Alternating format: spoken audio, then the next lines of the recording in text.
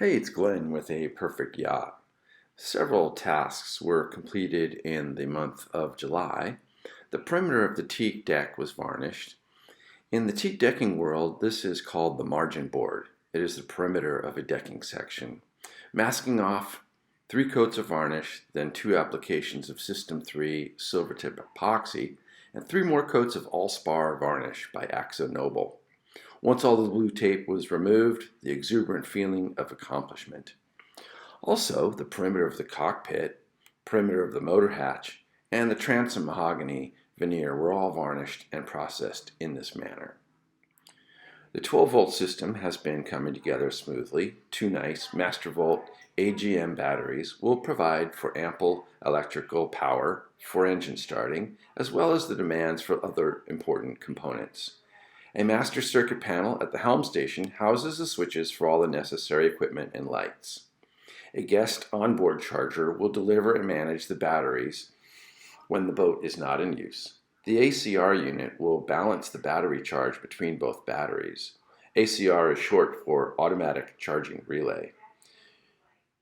Here is some of the wires and items needed for a complete installation. Care and attention was given to wire runs, wiring hidden where possible, or split loom covers added to make for a clean, cohesive, and professional look.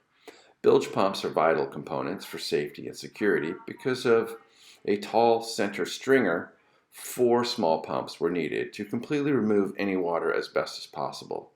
Several items appear around the transom area. Blower, bilge pumps, as well as fuel system overflow are all clustered together in a tight space. The large black bands will capture the 35-gallon stainless steel fuel tanks. The forward set of bilge pumps needed a long hose to run to the exhaust port at the transom.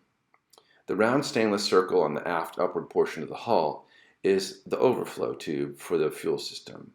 This was in close spacing to the pop-up cleat, which also has a small drain tube draining into the bilge.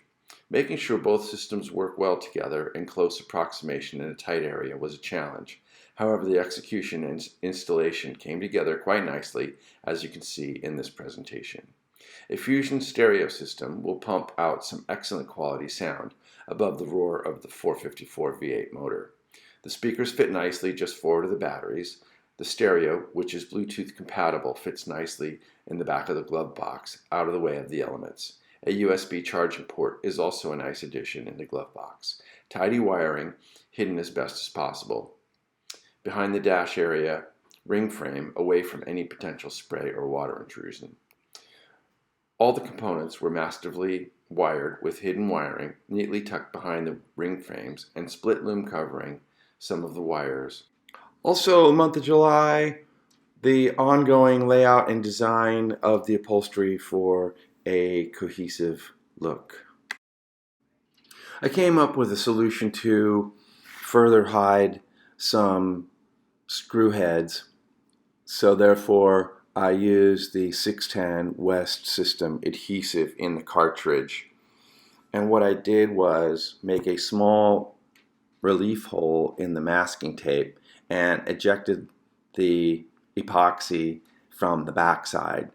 The air relief hole allows the epoxy to fully fill the small countersunk portion, and also it eliminates a bunch of unnecessary cleanup.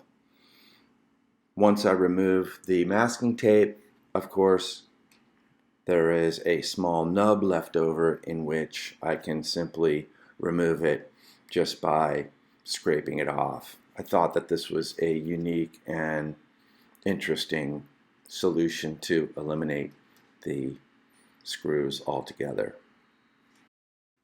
It should be noted, a huge portion of the wiring and electrical system should be credited to German Connection LLC and Klaus Petsky. With the ever-changing technology, it can be daunting. Klaus and his team can help put together a fantastic system on your yacht.